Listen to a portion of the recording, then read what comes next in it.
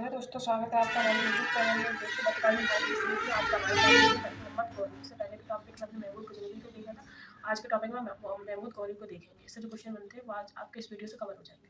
जैसे भारत में मुसलमानों के साम्राज्य की दृढ़ नींव रखने का श्रेय गौरी को जाता है। क्यों जाता है? क्योंकि इससे पहले जो आपने देखा भारत में प्रथम मुस्लिम आक्रमण मोहम्मद बिन कासिम ने किया था। मोहम्मद बिन कासिम ने केवल सिंध की विजय करके उसकी मृत्यु हो गई थी। उसके बाद महमूद गजनवी आया। महमूद गजनवी ने उसका उद्देश्य था केवल भारत में लूटपाट करना।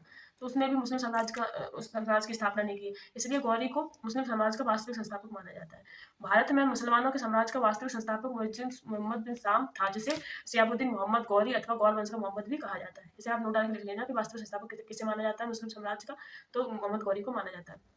अगला आपसे पूछा जाता है कि गौरी ने गौर वंश का शासक कब बना था गौरी। तो गौर वंश का शासक 1173 में गौरी बना था। इसको आप नोट डाल के लिए तारीख भी आपसे पूछी जाती है। गौरी गौर वंश का शासक कब बना था? 1173 में। अब गौरी ने जब भारत में आक्रमण करने की शुरुआत की थी तो उसने सबसे पहले 1175 में मुल्तान पर आक्रमण किया था। जो मुल्तान पर आक्रमण किया था वो खैबर और गोमल दर्रे से मुल्तान पर आक्रमण किया था। अगला उसने 1178 में पाटन यानी कि गुजरात पर आक्रमण किया था। उस समय गुजरात के शासक भीम द्वितीय थे। भीम द्वितीय ने गौरी को पराजित कर दिया था। यही से क्वेश्चन बनता है, आपसे पूछा जाता है कि भारत में गौरी की पहली पराजय कब हुई थी। तो भारत में गौरी की पहली पराजय 1178 में हुई थी, भीम द्वितीय ने पराजित किया था। अगला है 1185 में गौरी ने सियालकोट को जीता और वापस चला गया था। 1185 में सियालकोट को जीत कर वापस चला गया था।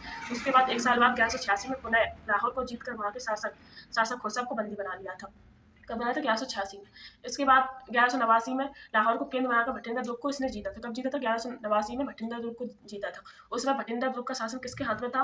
भटिंडा दुर्ग का शासन उस समय पृथ्वीराज चौहान के हाथ में था। यहीं पे फिर तराइन का प्रथम द्वितीय युद्ध हुआ था। 1191 में तराइन का प्रथम युद्ध हुआ। यह पृथ्वीराज चौहान वर्सेस गौरी के बीच में हुआ था। इसमें गौरी की पराजय हुई थी। इसके बाद एक साल बाद 1192 में तराइन का द्वितीय युद्ध हुआ। इसमें पृथ्वीराज चौहान की हार हुई और गौरी की जीत हुई।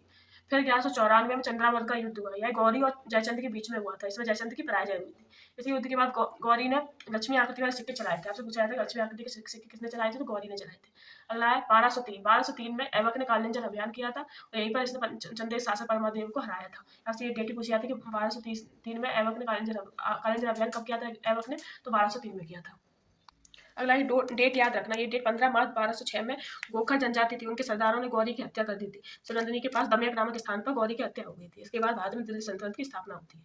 गौरी के कुछ गुलाम आपसे पूछे जाते हैं, उनके नाम पूछे जाते हैं। जैसे कुतुबुद्दीन ऐबक उनका गुलाम था, यलदोज, कुवाचा, बख्तियार खिलजी, ये चारों गौरी के गुलाम थे। अगला नोट डाल के लिख लेना, गौरी के सिक्कों पर एक और लक्ष्मी की आकृति, दूसरी ओर कलमा लिखा होता था। ये भी आपसे पूछा जाता है कि किस शासक के सिक्कों पर एक और कलमा दूसरी लक्ष्मी की आकृति रहती थी? गौरी था। अगला बख्तियार खिलजी के बारे में आपसे पूछा था। बख्तियार खिलजी ने बंगाल बिहार पर आक्रमण किया था। वहाँ के शासक थे लक्ष्मण सेन और उन्होंने बख्तियार खिलजी ने लखनऊ की राजधानी बनाया था और नालंदा विक्रमशिला को बख्तियार खिलजी ने ही नष्ट किया था। आपसे पृथ्वीराज चौहान से कुछ क्वेश्चन बनते हैं। जैसे उनका मूल नाम पूछा था। उनका मूल नाम पृथ्वीराज चौहान का मूल नाम था पृथ्वीराज तृतीय। पृथ्वीराज चौहान को दिल्ली के संस्थान अनंगपाल से दिल्ली व अजमेर मिला था। किनसे मिला था? अनंगपाल से दिल्ली व अजमेर मिला था पृथ्वीराज चौहान को। पृथ्वीराज चौहान ने चंदेल शासक परमादेव को पराजित करके उनके सेनापति अलाउद्दीन की मृत्यु की थी। और पृथ्वीराज चौहान के दरबारी कभी आपसे पूछे, दरबारी कभी कौन थे? तो चंद्रवरदाई थे। और चंद्रवरदाई की पुस्तक कौन सी पूछी जाती है? कौन सी थी? पृथ्वीराज रासो।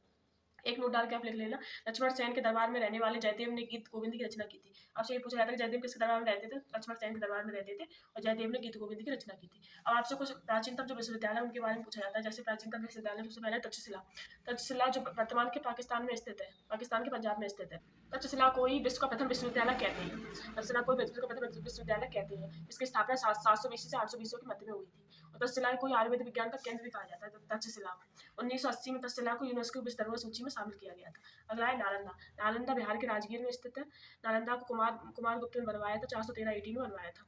नालंदा को ही ऑक्सफोर्ड ऑफ महायान कहते हैं। वर्तमान भारत का प्राचीनतम आपसे पूछा है, वर्तमान भारत का प्राचीनतम पूछा है तो नालंदा है। विक्रमशिला बिहार के भागलपुर में स्थित है।